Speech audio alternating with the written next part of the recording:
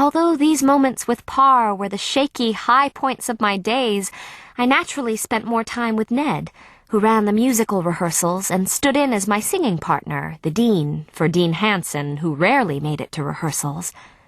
The more I saw of Ned, the more I liked him. His tunes were so catchy that I often found myself singing them around the house, and more than once I noticed my mother humming, "Who would want to hook up with Helen?" or "Lord, what fools!"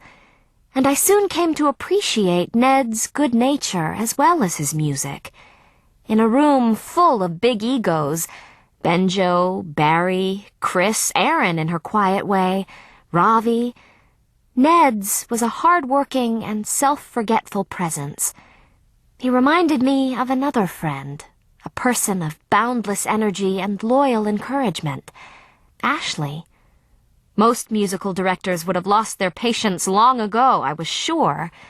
Ned, though, never stopped encouraging me. "That's great, Julie," he said. "You got a much bigger sound that time. Remember how quiet you were last week? Okay, now this time focus on the deer head across the room. You want to really make his ears curl." "Great!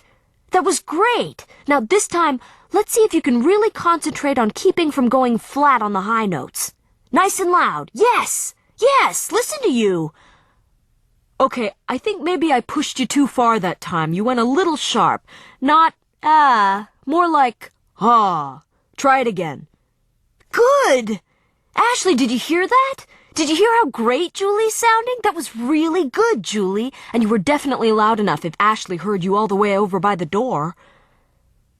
At first, I was so caught up in learning my lines, governing my heart, and training my voice not to slink off with its tail between my tonsils that I had no time to watch my fellow actors. But as I grew more accustomed to the scene around me, except for Parr kissing Yolanda, I never grew accustomed to that, I began to notice several dramas. The most obvious, because it touched me personally, involved Chris Stevens. Chris tried to ooze his way into the good graces of every girl in the production, with the sole exception of Emma Caballero, who was too young even for him. He persisted like an elegant insect, gently dodging any slaps and returning to buzz and brush against you.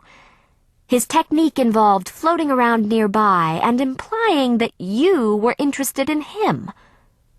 "Sorry, I didn't see you much last time, Julie," he said soon after we started rehearsals.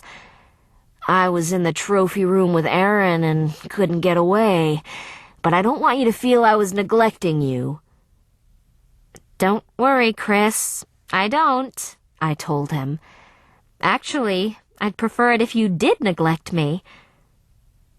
As I soon learned, this was the wrong approach to take with Chris, who took resistance as a challenge.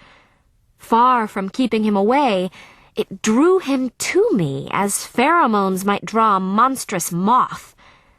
I had learned all about pheromones during Ashley's insect craze. Chris fluttered softly near me, fanning his vast pale wings and reaching out with his hairy feelers. Ig! Yolanda's approach, treating his advances with friendly, offhand patience, worked far better. "Chris, how'd you get back there?" "Sorry I keep stepping on you. Did I hurt your toe? Hey, didn't you call me last night? Sorry, I meant to call you back. I didn't forget about you, I swear.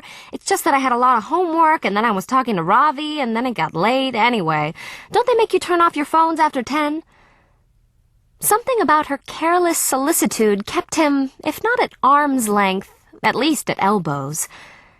Oblivious Ashley didn't respond to his attentions at all, since she didn't notice them.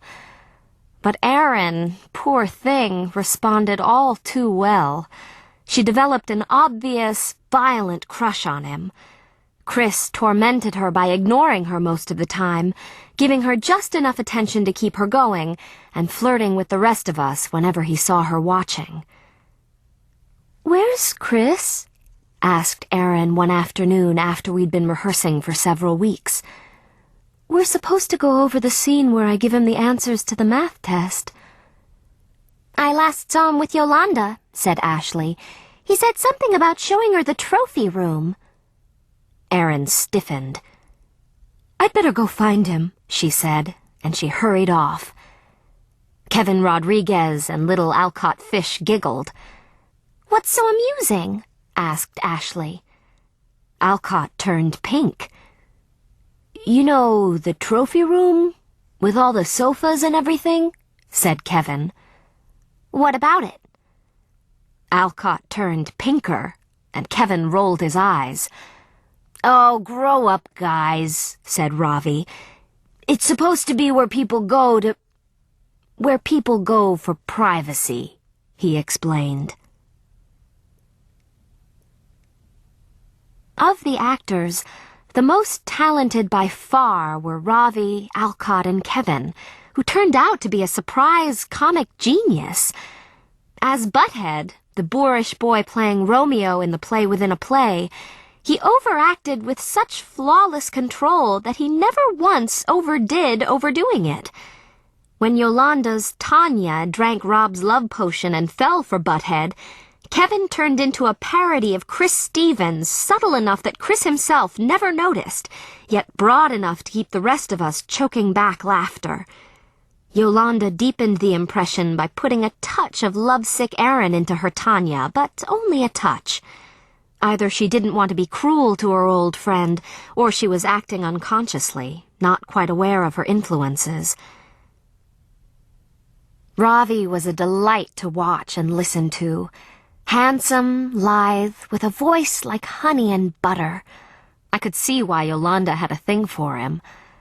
Ash, I thought, was lucky to have her heart already occupied, or after their first kiss in rehearsals she would have been as bad as Erin with Chris. But although Ravi clearly knew the impression he made, there was nothing wolfish or manipulative about him. He accepted admiration as his due, and repaid it with friendly attention, as if to suggest that a warm admiration for Ravi was a pleasure.